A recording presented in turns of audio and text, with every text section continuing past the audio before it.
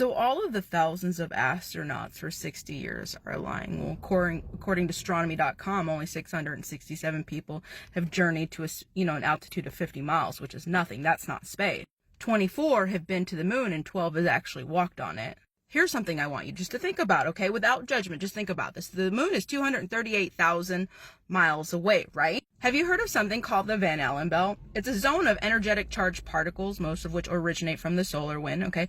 This is a belt that is around. This is in between us and the moon. So it goes us, the Van Allen belt, and the moon.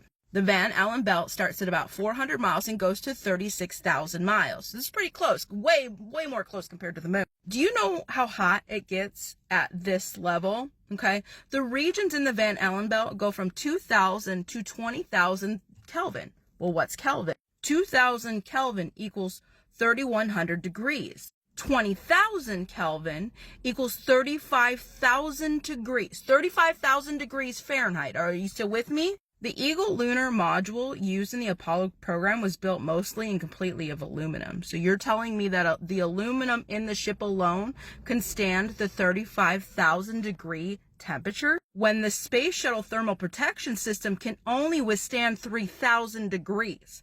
Okay, so the lowest number in the Van Allen belt will melt the thermal protection system. So you're telling me that this shuttle was able to traverse 30,000 miles of temperatures up to 35,000 degrees and still be able to make it to the moon, which is still over 200,000 miles away.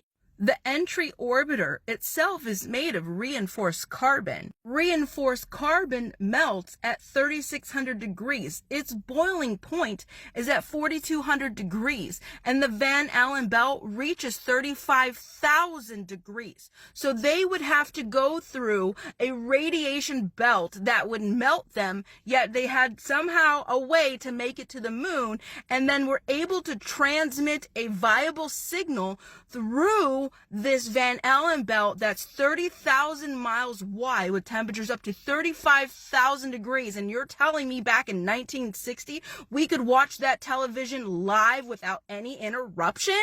And here I am losing my signal every time a plane flies over me. Oh, but it's because they have the satellites in space, right? So in 1960, they had the satellite that could beam through the Van Allen belt, which is at 600 miles up.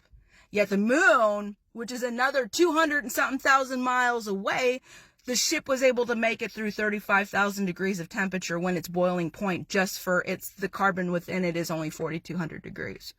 You're telling me that these thousands of astronauts went and then lied. Actually, no, 24 went to the moon and only 12 walked on it. Do you know how easy it is to control 24 people? Especially when you have a lot of money to do it? Yeah. We totally went to the moon. Totally.